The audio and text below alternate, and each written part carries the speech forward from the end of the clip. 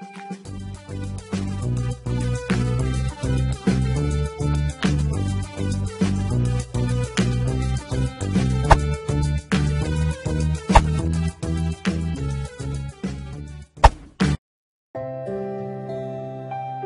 cinta Dewi Soekarno. Setelah Soekarno wafat, ada 3 pria yang mengisi hidupnya. Dari sederet istri Soekarno, menurut sebagian orang Indonesia, Ratna Sari Dewi Soekarno adalah istri yang tercantik. Kisah Soekarno dengan gadis Jepang itu sempat dikira ada unsur politis. Wanita bernama asli Naoko Nemoto itu memiliki wajah yang paling rupawan di antara istri-istri Bung Karno. Naoko lahir di Tokyo pada 6 Februari 1940 dari keluarga miskin. Awalnya ia bekerja sebagai agen asuransi sebelum menjadi seorang entertainer. Pada 16 Juni 1959, Naoko mengisi acara di Hotel Imperial Tokyo guna menyambut kedatangan tamu negara. Di sanalah Bung Karno pertama kali bertemu Naoko dan jatuh hati. Setelah pertemuan itu keduanya rutin saling berkirim surat cinta. Setiap Soekarno berkunjung ke Jepang untuk membicarakan pampasan perang, ia selalu menemui Naoko. Affair Bung Karno dengan Naoko ini rupanya mengkhawatirkan sejumlah pihak. Dalam kisah yang ditulis Julius Spohr di buku Kisah Istimewa Bung Karno, Abri sangat khawatir dengan kisah cinta Bung Karno ini. Pernikahan keduanya pun sempat diduga sangat dipenuhi muatan politis. Wanita asli Jepang ini sempat dianggap banyak orang memanfaatkan Bung Karno demi memperlancar bisnis para konglomerat Jepang. Pasalnya saat itu musuh pemerintah mencoba memanfaatkan situasi itu untuk menjelek-jelekan nama dan kelakuan Bung Karno, apalagi saat itu Indonesia sedang melancarkan konfrontasi dengan Malaysia. Pimpinan ABRI lantas mengirim 2 perwiranya yaitu Ahmad Yani dan Sunarso untuk menyusul Bung Karno yang kala itu tengah berada di Jepang menemui Naoko. Setibanya di hotel tempat Soekarno menginap, Ahmad Yani dan Sunarso sempat berdebat tentang siapa yang harus berbicara kepada Bung Karno dan mengajaknya pulang. Akhirnya Sunarso yang bicara dan berterus terang kepada Bung Karno agar segera pulang dan memutuskan tali asmaranya dengan Naoko. Sebenarnya Sunarso sudah bersiap menerima kemurkaan sang presiden. Ternyata, jawaban Bung Karno sungguh tidak disangka. Lah, cara untuk memutuskan Nemoto bagaimana? Gampang Pak, sekarang saja Bapak kembali ke Jakarta tanpa memberitahu siapapun, kecuali protokol pemerintah Jepang, saran Sunarso. Nasihat itu langsung dijalankan Bung Karno. Sore itu juga dia dan rombongannya terbang ke Jakarta. Malam hari setelah Soekarno pergi, ternyata Naoko datang ke hotel. Dia terkejut karena Bung Karno sudah pulang tanpa pamit. Perasaannya campur aduk antara sedih karena ditinggal kekasih dan harga diri yang terhina. Dalam kesedihan, Naoko akhirnya mengambil jalan pintas, yaitu mencoba harakiri atau bunuh diri ala Jepang. Beruntung nyawanya bisa diselamatkan oleh pihak hotel yang langsung membawanya ke rumah sakit. Ketika berita bunuh diri tadi sampai di Jakarta, kami juga bingung disampaikan tidak kepada Bung Karno, kenang Sunarso tentang kisah cinta Bung Karno ini. Namun kabar itu akhirnya sampai ke Bung Karno juga. Reaksinya bisa ditebak. Sebagai pria yang bertanggung jawab, Soekarno langsung terbang ke Jepang tanpa peduli nasihat apapun. Setelah peristiwa itu tak ada satu pihak pun yang bisa menghalangi jalinan cinta Bung Karno ke Naoko.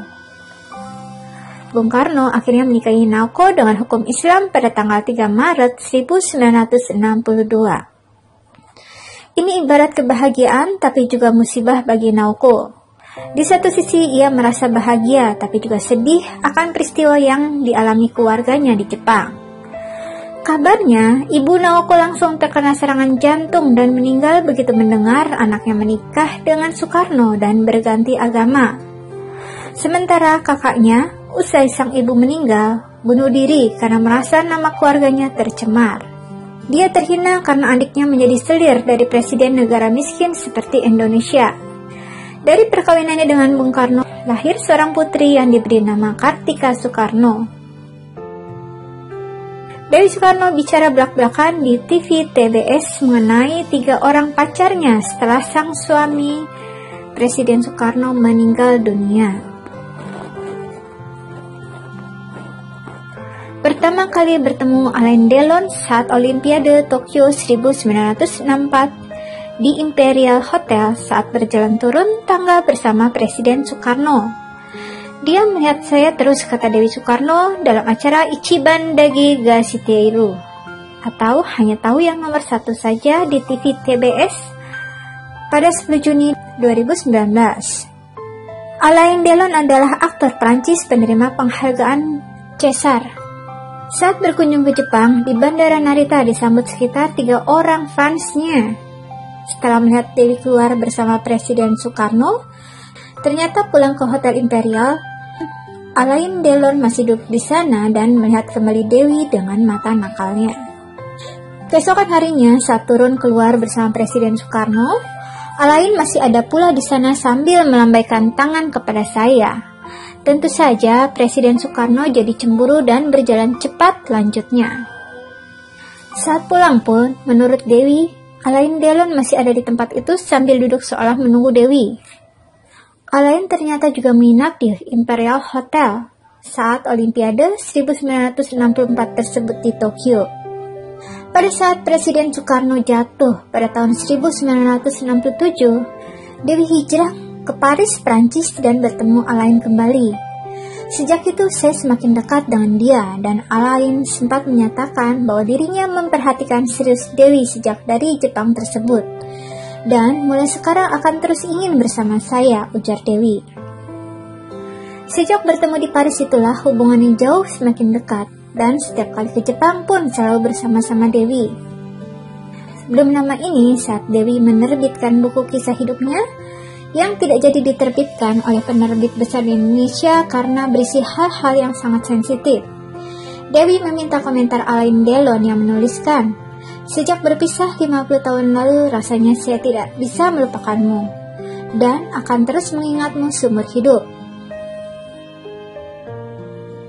Setelah berpisah dengan Alain, Dewi mengaku bertemu dengan seorang model Amerika saat menghadiri pesta perjodohan putri Iran dengan lelaki tampan asal Amerika.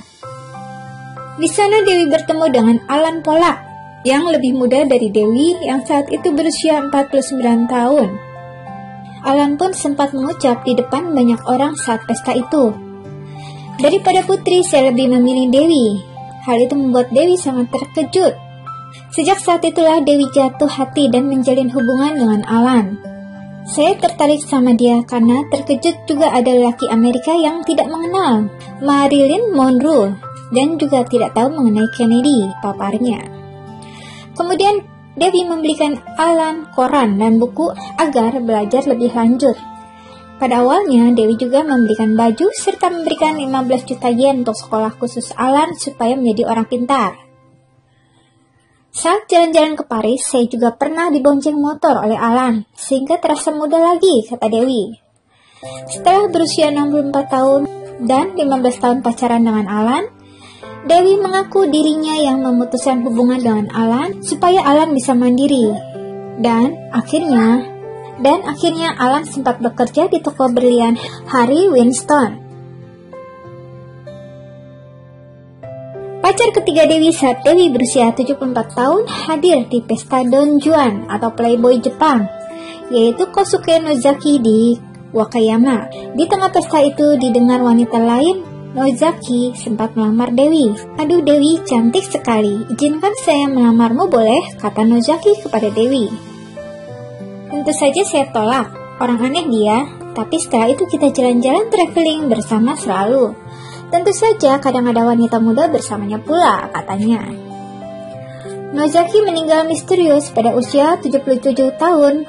Di bulan Mei 2018, polisi menemukan narkoba di rumahnya dan sampai kini pun belum ada kesimpulan apakah meninggal karena overdosis atau bunuh diri atau wajar meninggal atau dibunuh. Belum ada keputusan polisi. Sebelum meninggal, Nozaki menelpon saya setiap hari, kata Dewi. Belakangan, 2 bulan setelah kejadian itu, seorang wanita yang dititipkan amplop kepadanya memberikan amplop kepada Dewi lalu segera pulang. Ternyata isi amplop dari almarhum Nozaki adalah sebuah kunci rumah dan 2 lembar surat berharga. Masing-masing bernilai 50 juta yen sehingga total 100 juta yen. Selama hidupnya, Nozaki sempat mengeluarkan sedikitnya 3 miliar yen untuk 4.000 wanita muda yang disukainya.